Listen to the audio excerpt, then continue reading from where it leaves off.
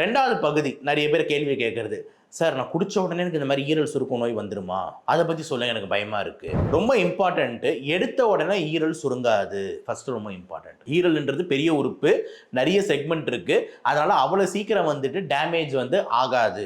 Okay, அப்போ எடுத்த உடனே வந்து நம்மளுக்கு என்ன நடக்கும்னா, ஈரலை சுத்தி ஒரு கொழுப்பு படியறது தான் வந்துட்டு முதல் ஸ்டேஜ். அது பேர் தான் ஃபேட்டி லிவர் கிரேட் 1 சொல்றோம். அப்பயே நம்ம மதுவை நிறுத்தாம குடிக்கும் போது ஃபேட்டி லிவர் கிரேட் 2க்கு போகுது. அப்பயே நம்ம கண்டுக்காத போது ஃபேட்டி லிவர் கிரேட் 3க்கு போகுது. அப்போ first grade, second grade, third கிரேட்னு ஃபுல்லா கொழுப்பு சேர்ந்து வருது. அதுக்கு அடுத்து போகும்போது சில நேரத்தில் ஈரல் வீங்கிக்குது. அது பேர் தான் ஹெப்படைட்டிஸ், ஸ்டியட்டோ ஹெப்படைட்டிஸ் அப்படின்ற மாதிரி வீக்கம் வந்து ஏற்படுது. இந்த ஸ்டேஜ் வரைக்குமே ரிவர்சிபிள். இந்த ஸ்டேஜ் வரைக்குமே நம்ம மதுவை நிறுத்தினா, நம்ம லைஃப் ஸ்டைலை மாடிஃபை பண்ணிட்டு, சுகர் எல்லாம் கட் டவுன் பண்ணிட்டு, எடையை அழகா குறைச்சிட்டு நல்லா கரெக்டாக பண்ணோம்னா இந்த ஸ்டேஜ் வரைக்குமே 100% அப்படியே ரிவர்ஸ் பண்ணிடலாம்.